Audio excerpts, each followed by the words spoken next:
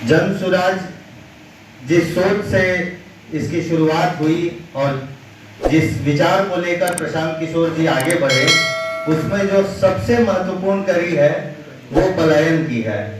बिहार को जिस तरह सब लोगों का आने के लिए सबसे पहले इस कार्यक्रम की अध्यक्षता कर रहे सुरेश कुमार सिंह जी का मैं हार्दिक अभिनंदन करता हूं। साथ में कविता जी हैं और कन्हैया सिंह तूफानी जी और डॉक्टर बीएनपी सर है। और बिहार के युवाओं को बाहर मजबूरी में जाने से रोकना है, जिससे हमारा बौद्धिक पलायन, आर्थिक पलायन, शारीरिक पलायन और हर तरह का यहाँ से जो हमारा सोर्स जा रहा है बाहर, उसको रोकने का हमारा प्रयास है। हम इस मंच के माध्यम से चाहेंगे कि ये जो विचार मंच बना है, ये जनसुराज का एक बहुत ही महत्वपूर्ण मंच है। यहाँ से हम लोग जो भी लोग निकले बाहर, वो इस सोच को बाहर लेके जाएं। आज आप देखिए कि कोई भी पार्टी ऐसी इस सभा में उपस्थिति देख सकते हैं, संख्या काफी कम है। इसे बिहार का भी प्रतीक समझा जा सकता है कि बुद्धिजीवियों की जो संख्या बिहार में बहुत कम ही रह गई है। आप रैलियों में देखते होंगे भीड़ भर भर के लोग पहुंचते हैं, मगर आज जब बुद्धिजीवियों की बात हो रही है तो इसमें संख्या उस पर्याप्त नहीं आ पा रही। कारण है बिहार का पलायन, जो आप इस सभा से भी इस चीज को महसूस कर सकते हैं।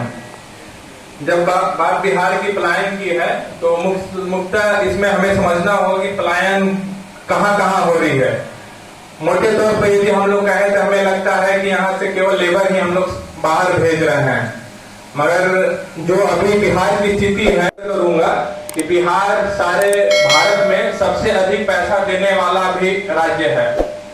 आप जब एक सीडी रेशियो के बारे में चर्चा अक्सर प्रशांत किशोर किया करते हैं, क्रेडिट डिपॉजिट रेशियो, इसका मतलब ये होता है कि आप जो पैसा बैंकों में जमा करते हैं वो पैसा कैसे राज्य इस्तेमाल करता है।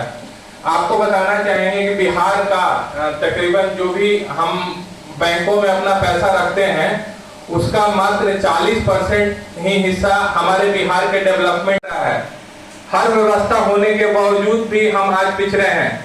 इसका मूल कारण है कि जो भी राजनीतिक लोग हैं वो सक्षम नहीं हैं और वो इस चीज को नहीं समझते हैं कि बिहार कैसे आगे जाए। इनका एक ही मकसद है, जो पढ़े लिखे शिक्षित वर्ग हैं उनको किसी भी हालत में इतना मजबूर कर दिया जाए कि वो इस जगह को छोड़ के अदर राज्य में चले गए। बाकी जो बचे हैं, अशिक्षित हैं, गरीब हैं, जिनके खाने के लिए भी राशन नहीं है, जो इन सब चीजों से कोई मतलब नहीं रखते हैं, उनको तोड़ मोड़ के एक या दो पार्टी में ही ये पूरा बिहार सीमित रह गया है। हम चाह के भी कुछ नहीं कर पा रहे हैं। इसी के लिए एक उम्मीद के साथ हम लोग जन सुराज मंच से इस बात को फिर से लाना चाहते हैं लोगों के बीच कि एक बार पुनः हम लोग एक प्रयास करते हैं, जो भी लोग बचे हैं, जो भी संख्या हमारे पास हो, उसको लेते हुए एक बेहतर बिहार की परिकल्पना करते हैं। और हमारे पास वो हर चीज है, पैसा भी है हमारे पास बुद्धि भी है, हमारे पास लेबर भी है। बस एक कमी है एक अच्छे सोच की, एक अच्छे विचार की, जो इन चीजों को लाए। और हमें किसी राज्य की सहायता की जरूरत नहीं, बिहार खुद में सक्षम है। तो इस चीज के लिए हम लोग ये विचार मंच की फिर से दुगना है। तो पलायन के कई कारणों में एक तो कारण है आर्थिक कारण, बेरोजगारी, गरीबी, कम वेतन। दूसरा कारण है राजनीतिक उत्पीड़न। तो राजनीतिक उत्पीड़न में कहीं लागू होगा, बिहार में कम लागू है।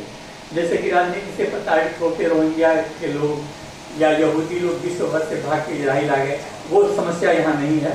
प्राकृतिक आपदाएं यहाँ का पलायन का एक कारण है, बाढ़, भूकंप, सूखा, जलवायु परिवर्तन, इस कारण भी बिहार के लोग पलायन करते हैं। संपत्ति अधिकरण, अगर सरकार कोई योजना लेती है, किसानों की जमीन ले लेती है, तो उसके कारण भी पलायन होता है। कहीं डैम बना रही है तो एक आध दर्जन गाँव डूब गए तो वहाँ के लोग पलायन करने के लिए बाध्य हैं। बिहार में ये समस्या नहीं है।